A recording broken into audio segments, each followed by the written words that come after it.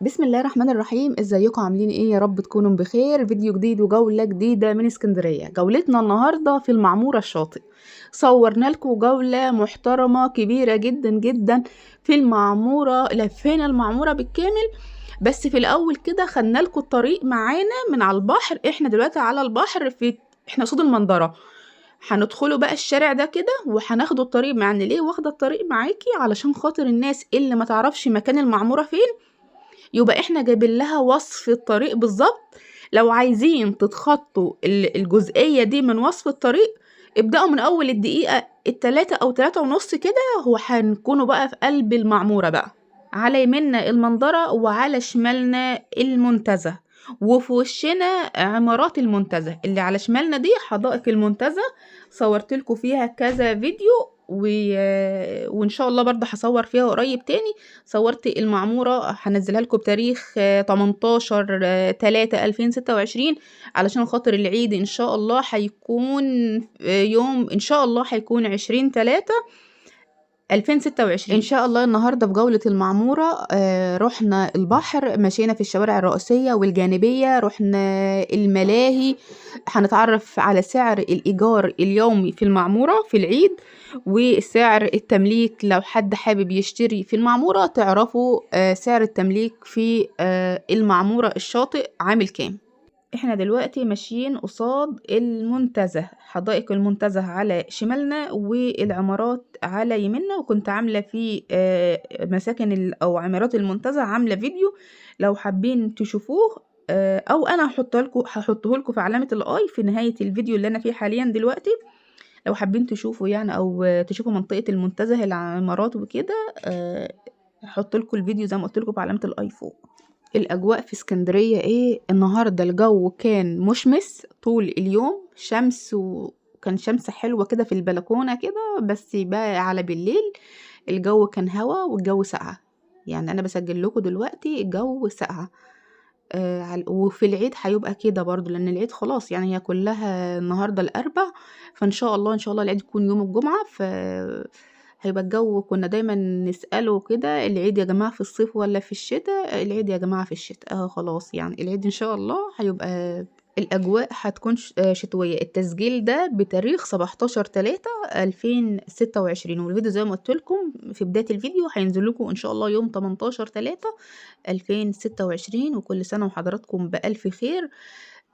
بمناسبة انتهاء شهر رمضان وخلاص قرب عيد الفطر، كل عام وحضراتكم بألف خير. الشغل اللي على شمالنا ده شغل المترو ان شاء الله. المترو ده اللي كان مكان، يعني هو مكان القطر. كان في قطر هنا شغال، القطر الداخلي في اسكندرية لغوا القطر طبعا وبيعملوا مكانه مترو. فانا بس الناس اللي مش عارفة يطلع ايه ده، فهو ده شغل المترو بقى. ان شاء الله كده يتسلم كده، يعني المفروض كمان سنة، بس الله أعلم بقى يخلص على سنة ولا أكتر، الله أعلم.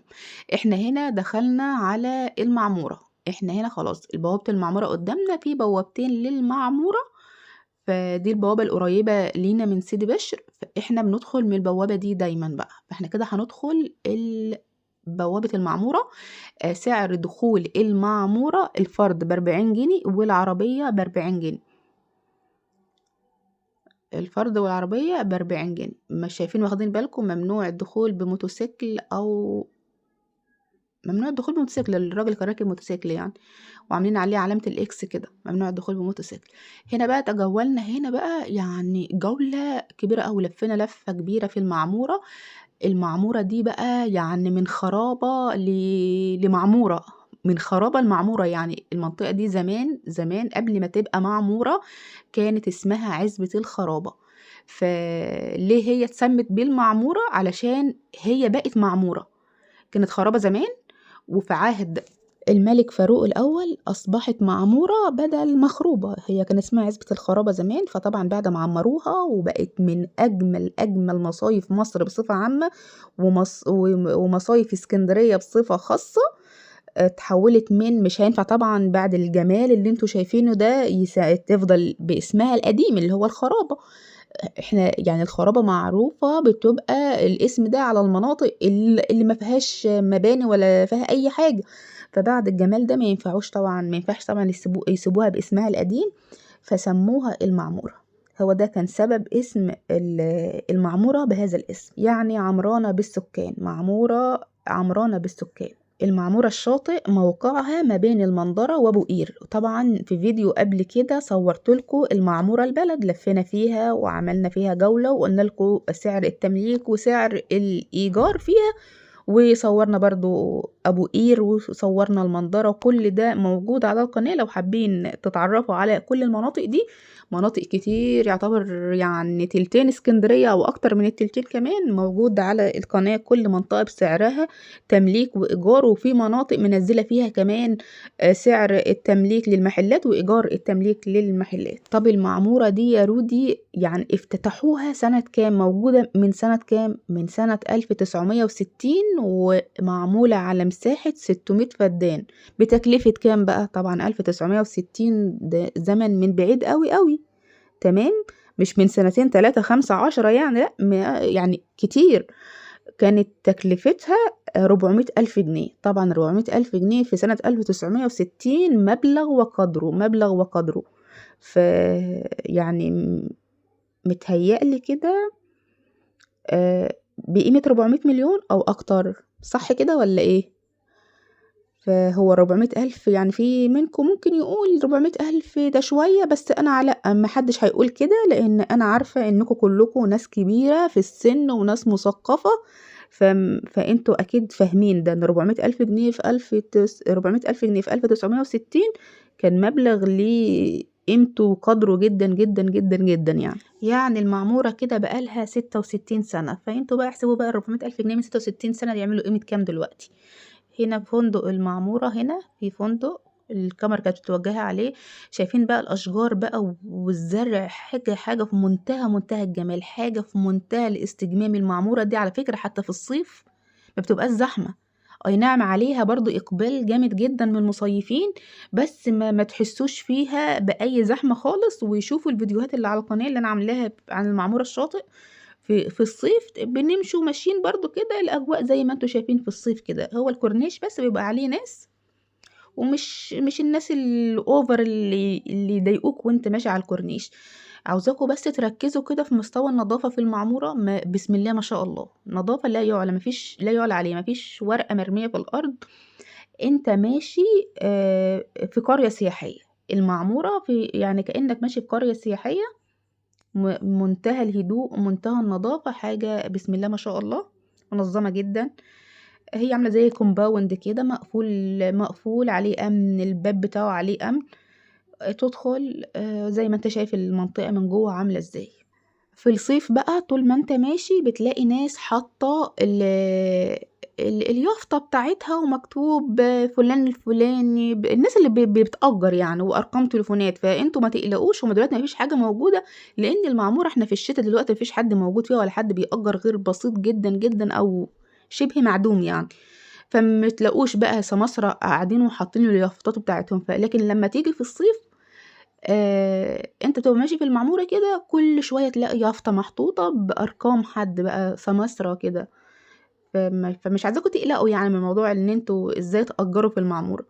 وممكن برضو تبحثوا عن طريق النت وتشوفوا وتأجروا قبل ما تيجوا، بس خدوا بالكم من موضوع النصب وكده. ودلوقتي بقى انا هبدأ اقول لكم الإيجار اليومي في المعمورة كام، لان يعني مش انا كل مرة ببدأ بالتمليك، بس المرة دي بما اننا في المعمورة المكان الجميل المصيفي ده، فالناس بتبقى عايزة الصيف، فانا هبدأ لكم بالإيجار الأول. شاليه 70 متر غرفتين وحمام ب2000 جنيه في اليوم.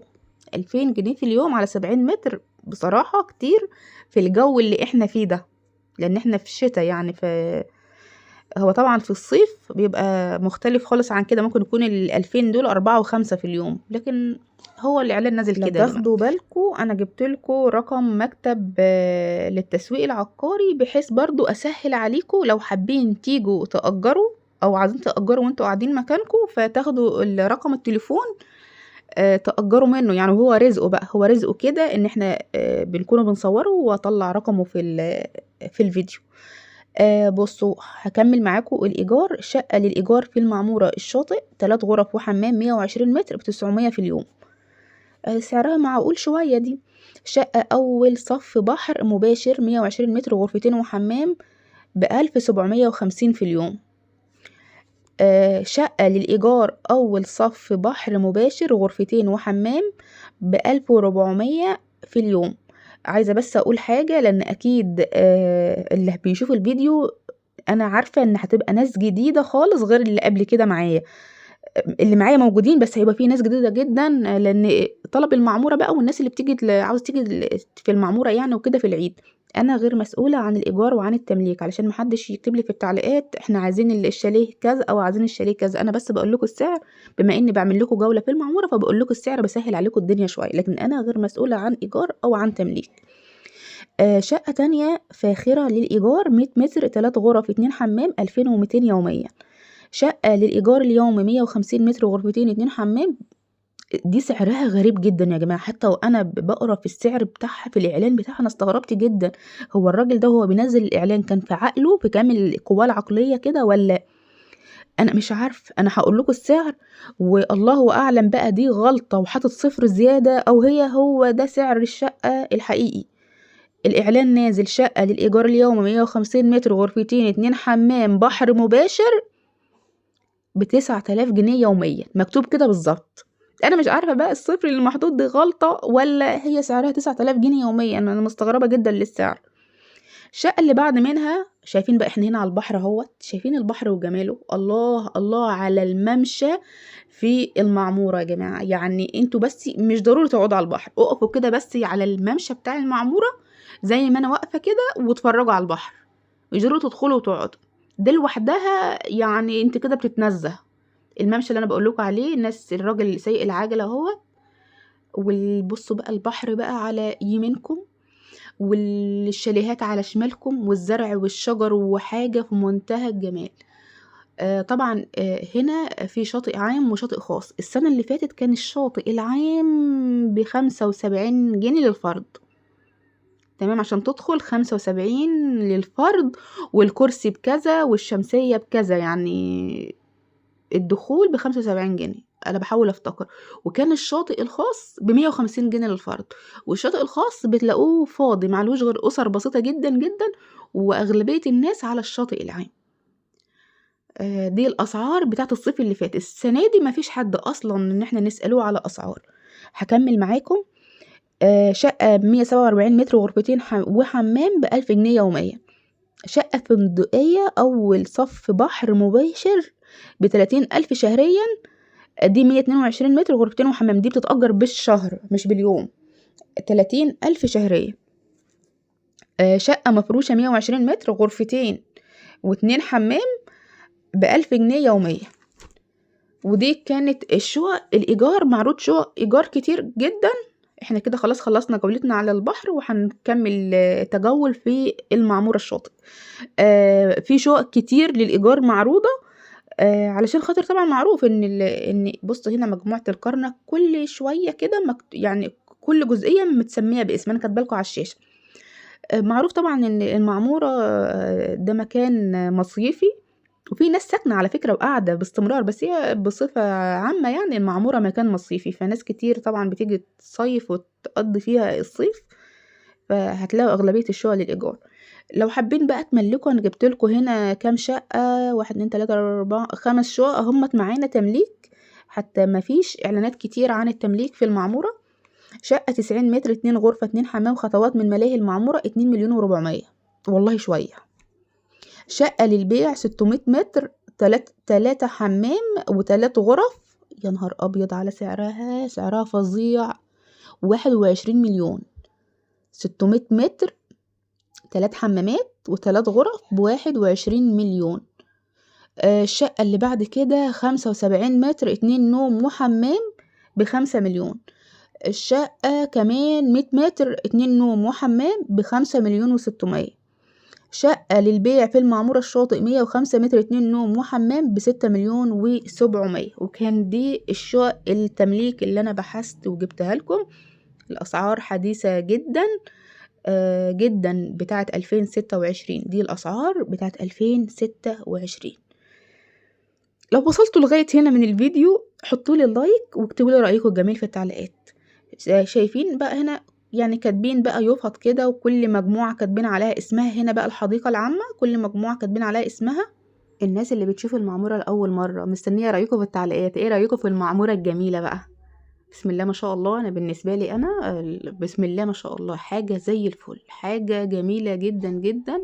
اشجار وزرع، وطبعا شم النسيم خلاص قرب فالورد طالع بقى، وبسم الله ما شاء الله نظافة واسع هدوء وهي كده حتى في الصيف زي ما قلت لكم، في الصيف اجواءها هادية جدا. شايفين بقى البوابة اللي على يمنا دي البوابة، شايفين بقى هنا بقى بوابة المنتزه من داخل المعمورة زي ما انا كاتبه لكم على الشاشة. لو حابين تكونوا كده بتلفوا في المعمورة وعايزين تدخلوا المنتزه، هتدخلوا المنتزه من هنا.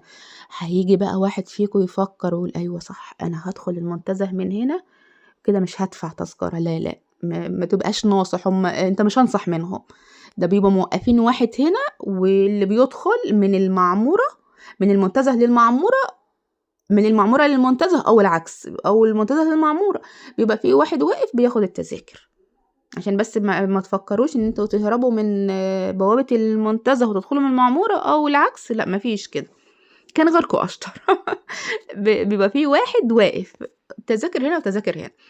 المنتزه صراحة برضو جميلة جدا جدا، منتزه تقعدوا كتفرشوا بقى وتقعدوا كده، حاجة في منتهى الجمال. أشجار أشجار وزرع بقى، ونجيلة كتير، وبعد التطوير برضو هم مطورينها، بس برضو هي مازالت برضو محتفظة برونقها وبجمالها وبأشجارها والنجيلة الخضراء. فبعد التطوير، في ناس زعلانة من التطوير بتاع المنتزه، معلش حقكم عليا انا طلعت من المعموره بس هقول لكم الحته دي وارجع تاني للمعموره. في ناس زعلانه من تطوير المنتزه، بس لا هو بعد التطوير جميل يا جماعه. يقولوا فين الاشجار؟ قطعوا الاشجار. ما الاشجار موجوده، ده المنتزه معمول على 360 فدان، 360 فدان أشجار. لما يقطعوا مثلا يعني 100 فدان مثلا، مع ان مفيش يعني مفيش 100 فدان اتقطعوا، انا بديلكم مثال بس. لو 100 مثلا، لما يقطعوا مثلا شوية اشجار كده بحيث يبقى فيه تطويرات تانية. انا عارفة ان انتوا الذكريات والتاريخ وكل ده، بس انا عايزه اقول لكم ان هي برضو لسه محتفظه بجمالها. لو ما رحتوش، بما اني انا بروح، فهي برضو لسه محتفظة بمكانها وبأشجارها وبنجيلتها وكده. ويا ريت ما الاقيش حد يدخل في التعليقات يهاجمني بسبب ان انا بشكر في المنتزه بعد التطوير. ما ده رأيي يا جماعة، زي ما انتوا رأيكم ان انتوا زعلانين، فكل واحد ليه رأيه، كل واحد حر في رأيه. طيب يا رودي قولي لنا، المعمورة فيها بقى سوق وفيها محلات، بحيث ان احنا لو رحنا مثلا نصيف هناك بقى في كده سوق كده نقدروا نشتروا منه حاجتنا ومحلات. طبعا المعمورة فيها سوق، وسوق صغير كده، شارع كده، في محل خضار، محل سمك، محل، ما اعتقدش، متهيألي ما شفتش فراخ. ما بس هو شارع كده مختلف خالص عن جميع الشوارع اللي انتوا شايفينها. هو انتم من غير اول ما تدخلوه، من غير ما حد يقول لكم، هتفهموا ان ده السوق بتاع المعمور. سوق صغير كده بيخدم السكان والمعمورة وزوار المعمورة. في طبعا كافيهات كتير وفي مطاعم، فالدنيا عمار يعني، وسوبر ماركتات كتير موجودة في المعمورة. بس بقى يعني مفيش، وفي مسجد، مفيش مثلا عيادة بقى ولا مستشفى ولا في الكلام ده. انتوا لو حابين بقى، بعد الشر عليكم يعني، لو حد تعب ولا حاجة، فالعيادات والمستشفيات مالية اسكندرية بره. وكمان انا عايزة اقول لكم حاجة، انتوا لما تيجوا المعمورة، انتوا مثلا لو مأجرين اسبوع، انتوا طبيعي جدا مش هتقعدوا الاسبوع كله في المعمورة. مأجرين في المعمورة، وبتباتوا في المعمورة وبحر المعمورة وسهرات المعمورة، بس أكيد هتاخدوا نفسكم وتطلعوا برضو تتجولوا برا اسكندرية. تطلعوا تقعدوا على البحر برضو في اسكندرية غير بحر المعمورة. هتوصلوا بحري، تقعدوا في بحري، هتروحوا جرين بلازا، هتروحوا حديقة الحيوان. أكيد يعني مش هتفضلوا حابسين نفسكم في المعمورة مثلا الأسبوع أو ال3 أيام حتى، وال4 أيام اللي انتم مأجرين فيهم في المعمورة. أكيد هتتجولوا في أماكن تانية. فلو حابين أي حاجة مثلا عيادة ولا أي حاجة في أي مكان تاني، ده بعيد الشر عنكم طبعا. بالنسبة طبعا للملاهي بتاعة المعمورة، من أكبر الملاهي، هي أكبر ملاهي في اسكندرية، مش هي أكبر ملاهي في اسكندرية، هي ملاهي المعمورة. شايفين الجو بدأ يشتي، هو كان بيشتي، هو لا شتا ولا ما شتاش، هو نقط كده وبعد كده خلاص، يعني اللي شايفينها على الإزاز كده وبعد كده خلاص. كان نفسي يشتي اكتر من كده بس ما شتاش. احنا هنروح دلوقتي للمعمورة، يعني احنا بنتجول كده وبعد كده هنعدي على المعمورة بقى، سوري، على الملاهي، وهتكون آخر حاجة معانا الملاهي. الملاهي بقى، الملاهي زي ما قُلت لكم هي أكبر ملاهي في إسكندرية، وأغلى سعر هي ملاهي المعمورة.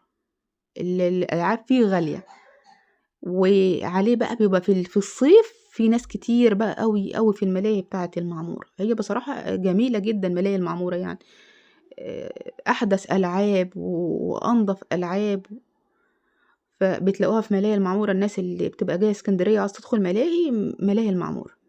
طبعًا الدخول زي ما قُلت لكم من برّه ب40 جنيه، ودخول الملاهي من جوّه ليه برضه عشان تدخل الملاهي بتدفع على البوابة بتاعة منطقة الملاهي، وتدخل جوّه كل لعبة لها بسعرها. بس تذكرة دخول الملاهي ما بتبقاش غالية، يعني السنة اللي فاتت يعني باحاول أفتكر معاكم، على ما أعتقد كانت ب10 جنيه للفرد السنة اللي فاتت. السنة دي بقى مش عارفة بقى هيزودوها والّا، بس أكيد هتزيد، أكيد يعني مش هتفضل بنفس سعر السنة اللي فاتت. أكيد الدخول بتاع الملاهي، إحنا أهو شايفين الملاهي بدأت تبان أهيّة. الدخول أكيد هيزيد، وسعر الألعاب جوّه برضه أكيد هيزيد، يعني مش هيفضل على ما هو. في صيدلية هنا أهيّة، صيدلية أهي قدامنا جنب الملاهي، وأكيد برضه في صيدليات تانية في بقية المعمورة، يعني مش هتبقى صيدلية واحدة أكيد يعني.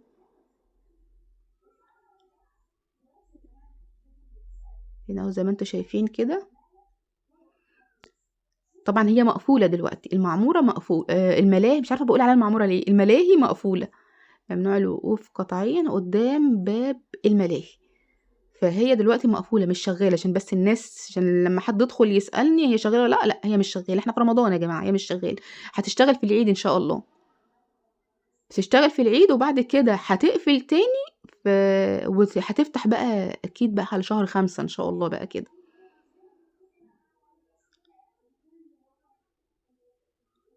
أهوّة إحنا برضه هنروحوا لها من ناحية تانية. الفيديو طويل، أنا ما رضيتش أقص منه حاجة علشان خاطر كل حتة فيه وكل دقيقة مختلفة عن الدقيقة اللي قبل منها، فأنا ما حبيتش أقص منه أي حاجة، وسِبته لكم زي ما هو. المكان جميل ويستاهل يتشاف الصراحة. شايفين أنتم خدتوا بالكم الشوارع كلها بسم الله ما شاء الله، بعيد عن بحر، قريب من البحر، كل الشوارع نضيفة في المعمورة. هنا الباب بتاعها أهوّة، بتاع التذاكر اللي هو لونه أزرق، ده شباك التذاكر. هنا لأ، أنا خدت بالي من الباب مفتوح، هو الباب مفتوح بس ما فيش حد جوّه، يعني الألعاب مش شغالة أصلًا. التصوير في النهار زي ما حضراتكم شايفين، فهو ممكن بقى الألعاب تشتغل بالليل في ليل رمضان. يا ريت حد يطلع يقول لي المعلومة دي، لإن إحنا كنا بنصور في النهار بتاع رمضان، فطبيعي الألعاب مش شغالة. فهي بقى مش شغالة بالنهار ومش شغالة بالليل، مش عارفة بقى، لو حد متأكد من المعلومة دي يا ريت يقول، هل ملاهي المعمورة بتشتغل بعد الفطار والّا لأ؟ بس هو أصلًا المعمورة ما فيهاش حد دلوقتي أصلًا، المعمورة ما فيهاش حد. هتعرفوا إزاي إن ما فيهاش حد؟ هو عقلانيًا كده ما فيهاش حد، بس الحاجة التانية هتلاقوه من عدد العربيات اللي في الشوارع، ما فيش عربيات أصلًا. يعني العربيات دي حاجة بسيطة جدًا، يعني ممكن يكونوا دول سكان المعمورة أصلًا. يعني شُفتِ المعمورة قد إيه، فين العربيات؟ ما فيش عربيات، دول ما يعتبروش عدد أصلًا، دول مش عدد. الشوارع كلها فاضية، ما فيهاش أي حاجة خالص، فما فيش ناس في المعمورة خالص اليومين دول، بس في العيد بيبقى في ناس بقى. كده خلاص جولتنا قرّبت تخلص، وصلنا ل24 دقيقة من الفيديو، فاضل لنا دقيقة وننهي الفيديو. اللي وصل معايا لغاية هنا وناسي يحط لنا اللايك، حطوا اللايك واشتركوا في القناة لو كنتم بتشوفوني لأول مرة ومش مشتركين، واكتبوا لنا رأيكم الجميل في التعليقات. الناس اللي بتكتب لي في التعليقات إحنا عايزين مكان يكون هادي ويكون فيه أشجار، المعمورة بقى مش هتلاقي أكتر من أشجار المعمورة. ما ينفعش أقول لك اسكن في المنتزه، المنتزه ما فيهوش مباني، ما فيهوش عماير، ما فيهوش بيوت. هي المعمورة بقى بأشجارها بشوارعها الجميلة الواسعة بهدوءها، كل المواصفات اللي أنت عايزها هتلاقيها في المعمورة. فانت لو حابب بقى اشتري بقى في المعمورة بقى، هو مكان جميل وكله اشجار. شايفين الاشجار على يميننا وعلى شمالنا، منتهى الجمال. بسم الله ما شاء الله، بسم الله ما شاء الله. فلو بقى المعمورة عجبتك بقى وانت بقى عاوز مكان فيه اشجار، فلو المعمورة عجبتك بعد بقى ما سمعت سعر التمليك فيها، لو مناسب معاك السعر فان شاء الله ربنا يسهلك الحال كده وتشتري بقى. او ممكن بقى مثلا تأجر لمدة مثلا، شوف بقى هتأجر قد ايه بقى، لمدة شهر او لمدة سنة، بحيث برضه تختبر المكان الاول وشوف نفسك مرتاح فيه ولا لا. بس كده خلاص جولتنا خلصت النهاردة. يا رب تكون الجولة عجبتكم. انتظروني في فيديو جديد، اشوف وشكم على الف خير، والسلام عليكم ورحمة الله وبركاته.